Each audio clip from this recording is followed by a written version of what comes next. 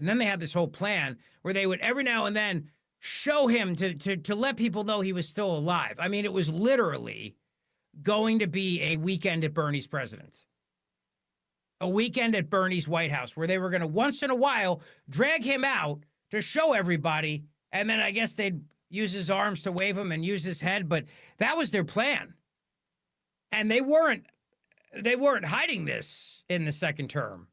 This is what they were going to do. And the justification, of course, for it was they were going to say, well, because Trump would be so much worse than having a literal dead guy in there. So let's start there with cut 16, shall we? The second term plan was to have a proof of life occasionally while aides ran the show. Cut 16.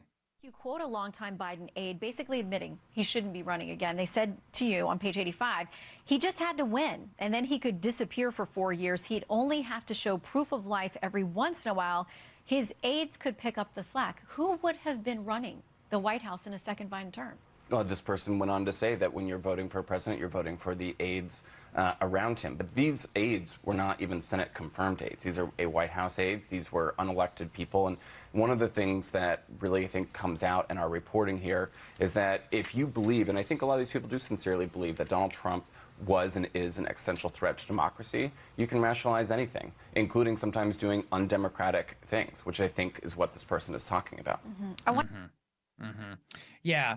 You can do undemocratic things, whatever you got to do, all right? Whatever you got to do, just do it because you got to save the world from Trump. So we'll prop up a president, we'll pretend he's alive, we'll show proof of life every now and then, we'll bring him to the Truman balcony, maybe hold his arm up and kind of wave to the crowd, and then every now and then they could do photo ops, but they would be running the country with this shadow Politburo government they would have. And that's why, you know, this piece that was written that said Biden is the ultimate deep state president. Biden was the ultimate deep state president because here's a guy that you could literally, we used to joke, we had a puppet. We still have a puppet. We have a puppet. We would bring it out to the Grand Hotel of Cape May. And the whole joke early on in the administration was that Biden was a puppet of Bernie Sanders and Biden was a puppet of the extreme left. But then literally now, as all this comes out, which we knew, by the way, Biden was a puppet because they were running the government.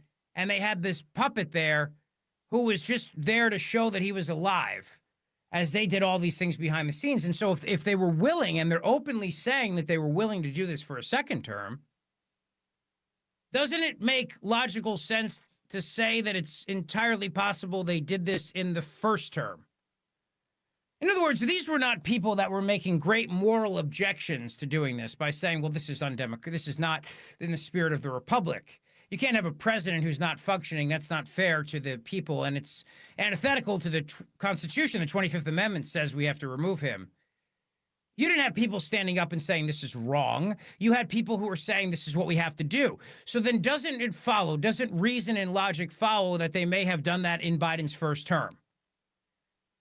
From however long.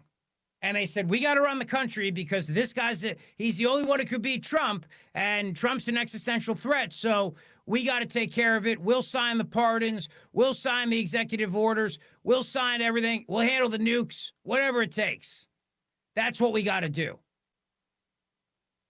Because none of these people had any moral quandary whatsoever about allowing a comatose president and then showing signs of life about this comatose president and then turning around and then running the country, even though nobody elected them to do so. I mean, that's amazing. Now, one of them, like, you know, maybe this is not a good idea. Were they going to all pull a collective George Costanza and turn around and go, you know, I wish somebody had told me. I got to be honest with you. Was that wrong? I wish I knew. None of these people thought it would be wrong to just have a shadow government that was running the country while the president was so gone mentally that you would just have to show proof of life every now and then so that they wouldn't 25th Amendment him so you could control the country. And the answer is no, there's no moral quandary because these are power-hungry people who wanted the power and they love the power. They want the power, they love the power, and they're going to hold on to the power, and they're never going to let that power go. Ever. Ever.